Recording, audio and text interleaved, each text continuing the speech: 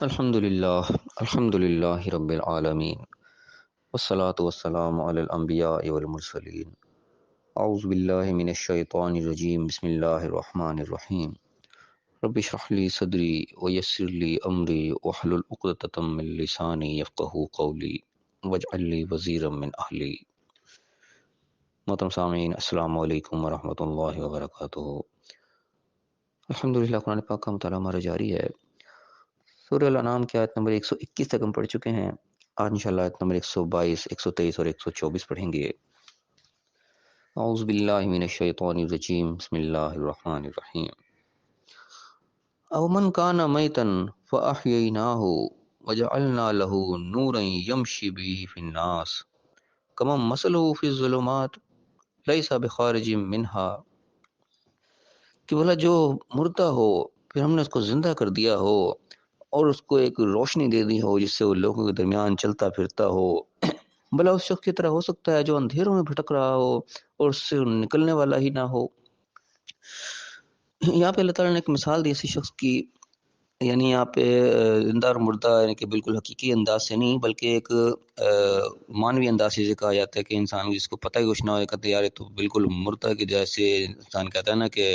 اللہ تعالیٰ نے کہا کہ بعض لوگ ہیں جو جانوروں کی طرح زندگی گزار رہے ہیں، یعنی کہ ہوتے وہ انسان ہے لیکن اللہ کا اولئک الانعام، یہ تو انعام کی طرح ہیں بلکہ اس سے بھی گئے گزرے ہیں۔ اللہ تعالیٰ نے ایسے لوگوں کی بھی مثال دی، یعنی وہ انسانیت کے لحاظ سے مرد ہیں، کوئی انسان نہیں ہے، وہ کوئی جانور قسم کے لوگ ہیں۔ تو اللہ تعالیٰ نے ایک ایسے انسان کو جو کہ جانور کی طرح تھا، ایک مردہ کی طرح تھا، پھر اللہ نے اس کو زندگی دے دی، اللہ نے اس کو ایک ہوش، ایک شعور بخش دیا اور اس کو ایک روشنی دے دی کہ روشنی یعنی کہ ہدایت کی روشنی اس کو مل گئی۔ وہ لوگوں کے درمیان چل پھر رہا ہے اس روشنی کے ساتھ، یعنی کہ پہلے وہ کوئی مردہ کی طرح تھا، اس کے اندر زندگی نہیں تھی، پھر وہ زندہ ہوا، کوئی ہوش میں آیا، جس سے کوئی ایک بے ہوش شخص ہوتا ہے، بے ہوش شخص بھی مردہ کی طرح یہ کوئی ہوش حواس نہ ہو، کوئی پاگل ہو، کوئی دماغ کام نہ کرتا ہو، ایک دم سے وہ پھر ٹھیک ہو جائے، ہوش مند ہو جائے، اور اس کے بعد اس کو ایک روشنی بھی ایسی مل جائے، ایسا نور مل جائے، ایسی ایک رہنمائی مل جائے، جیسے بھی لوگوں کے درمیان چل پھر رہا ہو، ایک پورے ہوش مند زندگی گزار رہا ہو۔ ایک دوسرا وہ شخص جو کہ اندھیروں میں بھٹک رہا ہے، اس کو نظر ہی کچھ نہیں آ رہا، اندھیرا ہی اندھیرا اس کی طرف، پتہ ہی کچھ نہیں، اس میں وہ نکل ہی نہیں پا رہا، بھلے دونوں برابر ہو سکتے ہیں گویا کہ نہیں ہو سکتی۔ بس اللہ تعالیٰ اس قسم کے سوالی انداز پوچھتا ہے، اس کا مطلب یہ ہوتا ہے کہ ایسا ہو ہی نہیں سکتا کہ ایک اندھیروں میں بھٹکنے والا ایسا کوئی روشنی کے اندر چلنے والا، ظاہر بات ہے کہ دونوں برابر نہیں ہو سکتے۔ تو اللہ تعالیٰ فرمایا کذالک زینا للکافرین ما کانوا یعملون، کہ کافروں کے لیے ہم نے اسی طریقے ان کے اعمال کو مزین کر دیا جو کچھ بھی وہ کرتے جا رہے ہیں، یعنی کہ کفار جو اپنی مرضی سے چلتے چلے جا رہے ہیں، ان کے پاس کوئی دلیل نہیں ہے، ان کے پاس کوئی ثبوت وہ نہیں ہے، سند نہیں ہے، اپنی مرضی سے چلتے چلے جا رہے ہیں، یہ اندھیروں کی طرح ہے کہ گویا کہ بس وہ جس طرح اندھیرے میں شخص اپنی مرضی سے چلا جا رہا ہے، اس کو پتہ ہی کوئی نہیں میں جا کہاں رہا ہوں، میرا رخ کدھر ہے، بس وہ چلتا جا رہا بھٹکتا ہوا۔ تو جو لوگ بے دلیل کام میں لگے ہوئے ہیں، یہ کفار لوگ جو کہ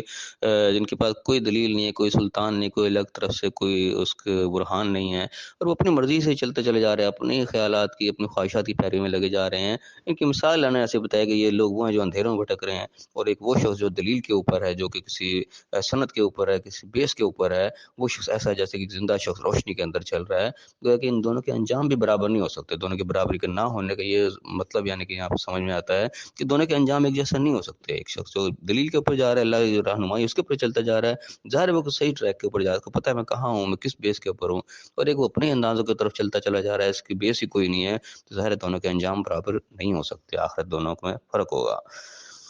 اور فرمایا کہ وَكَذَلِكَ جَعَلْنَا فِي كُلِّ قَرْيَةٍ أَكَابِرَ مُجْرِمِيهَا لِيَمْكُرُوا فِيهَا، اور اسی طرح ہم نے ہر بستی کے اندر ایسے بڑے بڑے لوگ پیدا کیے ہیں جو مجرم لوگ ہیں، جو جرم کرنے والے، تاکہ وہ اس کے اندر اپنے مکر کرتے رہیں، اپنی تدبیر، اپنی چالیں چلتے رہیں۔ یعنی کہ ان غلط راستے پہ چلنے والوں میں بھی بڑے بڑے لوگ اس کے اندر شامل ہوتے ہیں، سردار قسم کے لوگ اور بڑے بڑے ذہین قسم کے لوگ جو شیطان کے شکنجے کے اندر آ گئے ہوتے ہیں، جو کہ جانتے بوجھتے ہوئے سرکشی کر رہے ہوتے ہیں۔ اللہ تعالیٰ ان کو پھر چھوٹ دے دیتا ہے کہ ٹھیک ہے تم کرو، پھر اپنے چالے اللہ کے مقابلے میں تم کھڑے ہو گئے ہو، کرو۔ اللہ تعالیٰ نے تو دنیا میں اس کو چھوڑا ہوا نا، آزادی دے رکھی ہے انسان کو، اللہ تعالیٰ دنیا میں زبردستی نہیں کرتا، ہدایت کا راستہ اللہ تعالیٰ واضح ضرور کرتا ہے، لیکن جو اس کو نہیں قبول کرتا اس کو بھی لگتا ہے چھوٹ ہوتی ہے، ٹھیک ہے تم کر لو جو کرنا ہے۔ تو اللہ کہہ رہے اسی طریقے سے ہم نے پھر جو بڑے مجرم لوگ ہوتے ہیں، جو کہ سرکش ہو کے اللہ کے سامنے کھڑے ہوئے ہوتے ہیں، ان کو اللہ چھوٹ دے دیتا ہے کہ ٹھیک ہے تم کرو جو کرنا ہے۔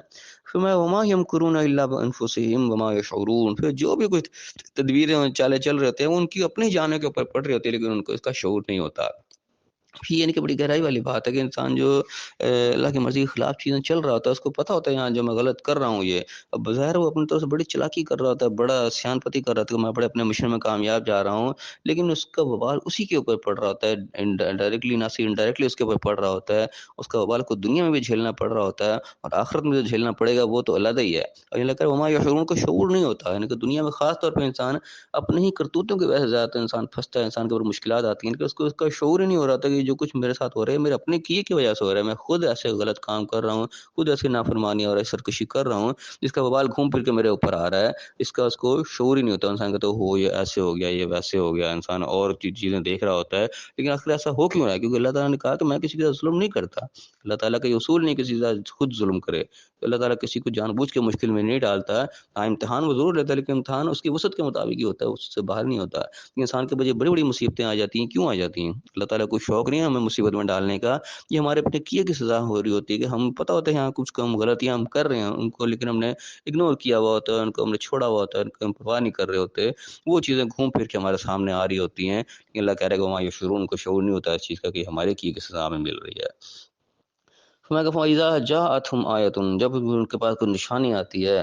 قَالُوا لَن نُؤْمِنَ حَتَّىٰ نُؤْتَىٰ مِثْلَ مَا أُوتِیَ رُسُلُ اللَّهِ، کہتے ہیں ہم ہرگز ایمان نہیں لائیں گے جب تک ہمیں وہ کچھ نہ ملے جو کچھ اللہ کے رسولوں کو دیا گیا۔ اور یہاں پہ پھر وہی بات جس کہ وہ معجزات کے پیچھے ڈیمانڈ کرتے جاتے، پیچھے یہ قصہ چل رہا ہے، معجزات کی ڈیمانڈ وہ بار بار کرتے تھے، یہاں پہ اسی قسم کی بات ہے، وہ کہتے ہیں ہم نہیں مانیں گے جب تک ہمیں بھی وہ چیزیں نہ مل جائے جو اللہ کے رسولوں کو دی گئی، یعنی کہ وہی معجزات دیے گئے، سامنے مردہ زندہ ہو جائے، بس لاٹھی سانپ بن جائے، وہ پہاڑ میں سے اونٹنی نکل آئے سامنے، ہمیں بھی یہ چیزیں چاہیے۔ اس سے یہ معنی بھی ہو نکل سکتا ہے، یا بھی کہتا ہے کہ ہم میں بھی ایک فرشتہ ان پر نازل ہو رہا ہے، فرشتہ آ کے بتا رہا ہے، ہم پہ فرشتہ نازل ہونا چاہیے، پھر ہم مانیں گے واقعی کو فرشتہ آتا بھی ہے کہ نہیں آتا ہے، خام کا جھوٹ ہے، انہیں کوئی نظر نہیں آتا فرشتہ۔ تو یعنی کہ ہر دھرمی کی جو مثالیں ان کو دی جا رہی ہیں کہ انہوں نے جب نہیں ماننا تو اس قسم کی حجت بازیاں واقعہ سے کرتے رہتے تھے، حالانکہ ماننے کے لیے جتنی چیزیں وضاحت کے ساتھ آنی چاہیے وہ آ چکی ہوتی ہے، اللہ تعالیٰ بتا چکا ہے مختلف کے حق کو پہچان جاتے ہیں۔ ظاہر ہے جو دوسرے لوگ بھی ایمان لا رہے ہیں، اپنے پرانے عقائد کو چھوڑ رہے ہیں، تو ظاہر ہے ان کو حقیقت سمجھ میں آتی تب وہ چھوڑ رہے ہیں نا، ایسے تو نہیں چھوڑ رہے، ان کو پتہ لگتا ہے ہاں واقعی ہم پہلے غلطی پر تھے۔ تو پتہ نہیں لوگوں کو بھی لگتا ہے جو ہر دھرم بنے ہوئے ہوتے ہیں، اور یہ آج کے دور میں بھی ہوتا ہے، خالی پچھلے دور کی بات نہیں ہے،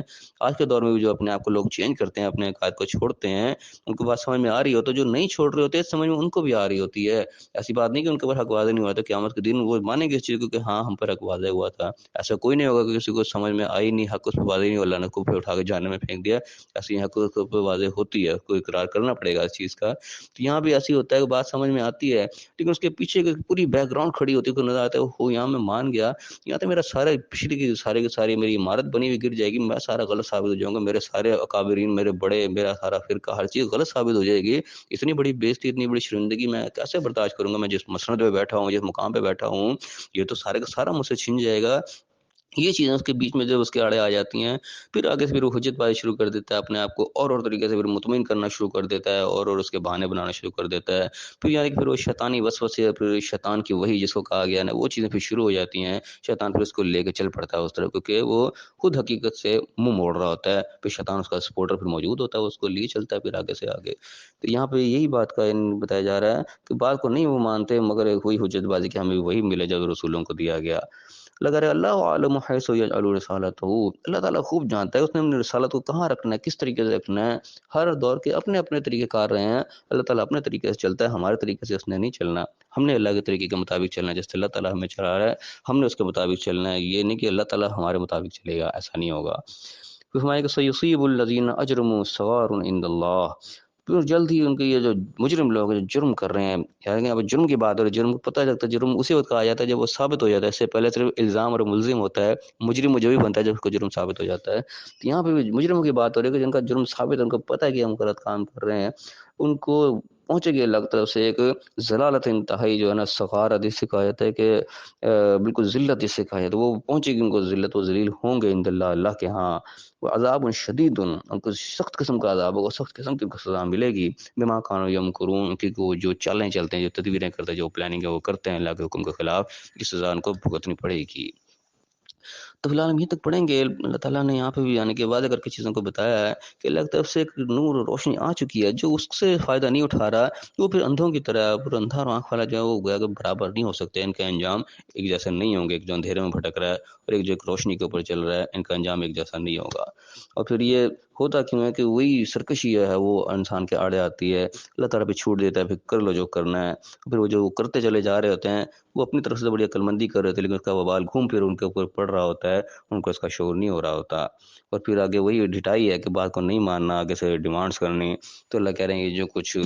کر رہے ہیں اپنی پلاننگیں، جو تدبیریں چالے چل رہے ہیں، ان کا وبال ان کے اوپر پڑے گا، ان کو ان کی سزا بھی ملے گی، ان کو ذلت بھی اٹھانی پڑے گی۔ اللہ تعالیٰ میں صحیح سمجھنے کی، صحیح عمل کرنے کی توفیق عطا فرمائے۔ جو اللہ نے ہم تک نور پہنچایا ہے، جو روشنی پہنچائی، ہمیں اس سے صحیح معنوں میں فائدہ اٹھانے کی توفیق عطا فرمائے، اور دنیا اور آخرت دونوں جگہ کامیاب فرمائے۔ آمین۔ وآخر دعوانا الحمد للہ رب العالمین۔